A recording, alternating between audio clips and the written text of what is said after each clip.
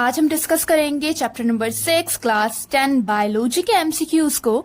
So our first MCQs is branch of biology deals with the study of heredity and variation is called inheritance, heredity, genetics या फिर evolution. तो कौन सा option हमारे पास correct होगा? That is genetics. वो branch biology की जिसमें हम स्टडी करते हैं हेरिडिटी और वेरिएशन के बारे में, तो वो कौन सी ब्रांच है बायोलॉजी की? That is genetics. ठीक हो गया.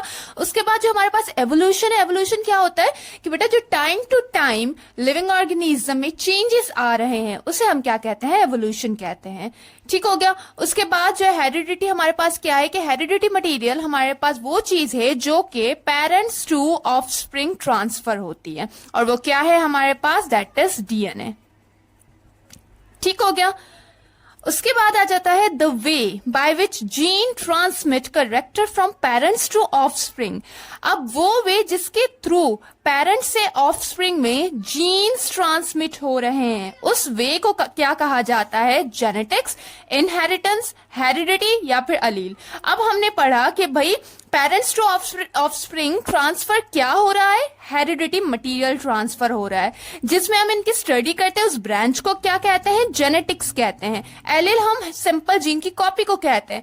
तो हमारे पास कौन सा ऑप्शन रह गया? That is inheritance. तो इनहेरिटेंस हमारे पास वो वे है जिसके थ्रू जीन ट्रांसमिट होता है पेरेंट्स टू ऑफस्प्रिंग. उसके बाद थर्ड एमसीक्यूज है टू सिमिलर. अच्छा, इससे पहले अगर आप लोगों ने मेरे चैनल को सब्सक्राइब नहीं किया तो काइंडली आप लोगों से रिक्वेस्ट है कि आप चैनल को सब्सक्राइब कर दे और हर वीडियो को लाइक जरूर किया कीजिए एंड बेल आइकन को प्रेस जरूर कीजिएगा ताकि हर न्यू वीडियो का नोटिफिकेशन आप तक पहुंच सके. Thank you. चलिए अब स्टार्ट करते हैं. Third MCQs. Two similar chromosomes in a cell which are similar in shape, size and position of centromere is called. वो दो सिमिलर क्रोमोसोम जो कि एक जैसे शेप के होते हैं, साइज के होते हैं, उनकी पोजीशन ऑफ सेंट्रोमियर भी सेम होती है, तो उसे हम क्या कहते हैं? क्रोमेटिड्स, आर्म्स, होमोलोगस या फिर होमोलोगी, तो उसे कहा जाता है होमोलोगस क्रोमोसोम. ठीक हो गया. उसके बाद है the chemical material of a chromosome is called. Chemical material of chromosome को क्या कहा जाता है? Chromatin, chromonema, chromomeres, chromatid. अब क्रोमेटिड जो आर्म्स होती हैं उसे कहा जाता है. ठीक हो गया. उसके बाद हमारे पास यहाँ पर ऑप्शन कौन सा करेक्ट होगा? That is chromatin. Chemical material of chromosome को क्या कहा जाता है? क्रोमेटिन कहा जाता है. उसके बाद आ जाता है the outer part of DNA helix made up of sugar and phosphate is called. अब हमें पता है कि भाई डीएनए किन चीजों से मिलके बना है. अब डीएनए जो है वो शुगर फॉस्फेट ग्रुप. ठीक हो गया. और उसके बाद नाइट्रोजिनस बेसिस. नाइट्रोजिनस बेसिस हमारे पास कौन कौन सी आ जाती हैं? That is adenine, guanine, cytosine and thymine. ठीक हो गया. और अगर आरएनए होता तो थाइमाइन की जगह क्या आ जाता है? यूरेसिल आ जाता है. अब इनकी जो है वो आपस में पेयरिंग होती है. हमेशा याद रखिएगा कि डीएनए में जो सीक्वेंस होती है नाइट्रोजिनस बेसिस की, वो कॉम्प्लीमेंट्री होती है, मतलब अपोजिट होती है. अगर इस साइड पे एडेनाइन होगा तो दूसरी, अब हमें पता है, पहले तो ये समझ लेते हैं कि डीएनए का स्ट्रक्चर कैसे होता है. डबल हेलिक्स होता है स्ट्रक्चर. ठीक है ना. दो जो है वो लेडर पे डिपेंड करता है. अब इन दो लेडर्स के बीच में यहाँ पर क्या आ जाते हैं? हमारे नाइट्रोजिनस बेसिस आ जाते हैं. और ये जो लेडर होते हैं वो किन चीजों से मिलकर बने हुए होते हैं? शुगर और फॉस्फेट से मिलकर बने होते हैं. ठीक है. और इनके बीच में नाइट्रोजिनस बेसिस आ जाती हैं. नाइट्रोजिनस बेसिस क्या है? ये वाली एडेनाइन, गुआनाइन, साइटोसाइन, थाइमाइन. अब अगर यहाँ पर एक लेडर में एडेनाइन है तो उसकी जो है अपोजिट लेडर में क्या होगा? थाइमाइन होगा. अगर इसके एक लेडर में साइटोसाइन है तो उसके अपोजिट लेडर में जो है सामने उसमें क्या होगा? गुआनाइन होगा. तो इससे हम क्या कहते हैं? कॉम्प्लीमेंट्री सीक्वेंस कहते हैं. ठीक हो गया. Complementary sequence. अब ये क्या कह रहा है? एमसीक्यूज क्या कह रहा है? यहां पर आ जाए वापस कि the outer part of DNA helix made up of sugar and phosphate is called. Outer part जो डीएनए हेलिक्स का है जो कि बना हुआ है शुगर और फॉस्फेट से, तो उसे हम क्या कहते हैं? उसे हम कहते हैं अपराइट. ठीक हो गया. उसके बाद हमारे आ जाते हैं this one.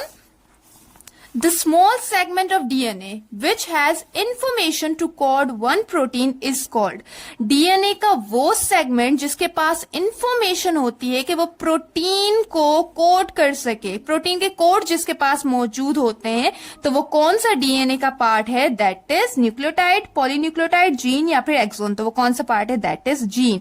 A small segment of DNA which have the information to code the protein is known as gene. ठीक हो गया. देन उसके बाद आ जाता है the exact duplication of DNA is called. अब जो डुप्लीकेशन होती है डीएनए की, मतलब एक डीएनए जैसा जो दूसरा डीएनए बन रहा है, तो उसे हम क्या कहते हैं? डुप्लीकेशन, रेप्लिकेशन, ट्रांसक्रिप्शन या फिर ट्रांसलेशन. तो उसे क्या कहा जाता है? That is replication. रेप्लिकेशन मतलब कि एक डीएनए है, उसमें से दूसरा डीएनए बन रहा है जो कि एग्जैक्ट उसकी जैसा ही है, तो उसे हम क्या कहते हैं? रेप्लिकेशन कहते हैं. उसके बाद है if both the parents donate same factors of a character is called.